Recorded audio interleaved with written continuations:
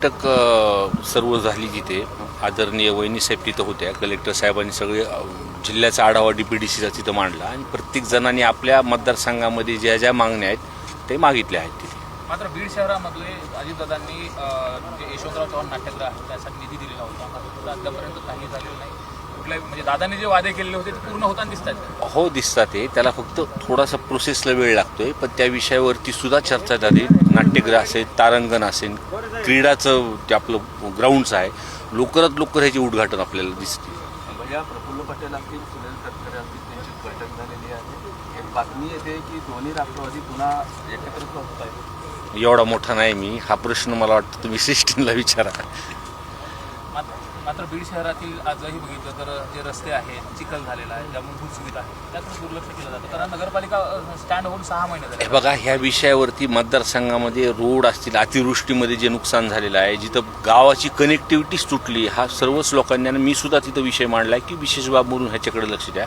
सर्वात महत्त्वाचा विषय की रेशीम पार्क म्हणून आपल्याकडं एक संकल्पना आली होती आणि त्या रेशीम पार्कमध्ये त्या संदर्भात आज तिथं मी चर्चा केली की बीड मार्केट कमिटीमध्ये देशामध्ये एक क्रमांकावरती रेशीमचं खरेदी विक्री तिथं होतं आणि सर्वात मोठी बाजारपेठ तिथं आहे, इन्फ्रास्ट्रक्चर तिथं तयार आहे, कनेक्टिव्हिटी आहे ज्याला सर्वच गोष्टीत. तर ती मी माझ्या मतदारसंघातर्फे मागणी केली की रेशीम पार्क तुम्ही इथं करा म्हणून. अनेक सर्वदूर पाऊस सुरू आहे. बीडमध्ये मात्र पावसाने फुलकावून मारले. मात्र नगरपालिकेकडनं अद्यापही नालेसफाई नाही.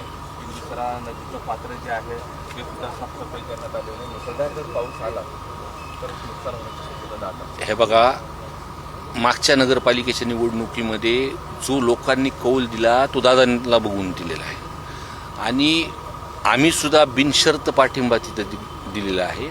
पावसाच्या आधी साफसफाई करणं ही योग्य आहे. आता थोडा जरी पाऊस आला तर त्या परिस्थितीला समोर जावं लागेल.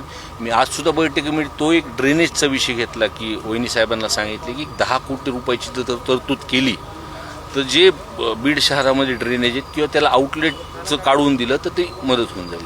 हे आपण जर बघितलं तर नगरपालिकेच्या सभागृहामध्ये चर्चा झाली, तिकडे चमचगिरी करणारे जास्त असा एक शब्द निघाला होता सभापती.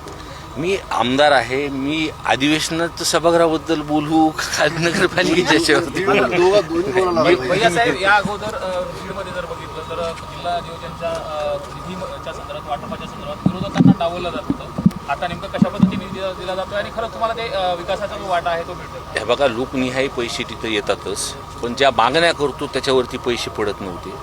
पण आम्हाला पूर्णपणे असं आहे की अजितदादा असताना सुद्धा अजितदादांनी जेव्हा आमच्या भेटी शेवटच्या झाल्या होत्या तेव्हा पूर्णपणे आम्ही तुम्हाला तिथं निधी देऊ त्यांनी असं सांगितलं होतं. आम्ही वहिनी साहेबांना पण सुद्धा हा विषय सांगितला. आजही मला पत्र देत असताना त्यांच्याशी बोलणं झालं तर ते मदत करतो म्हणजे.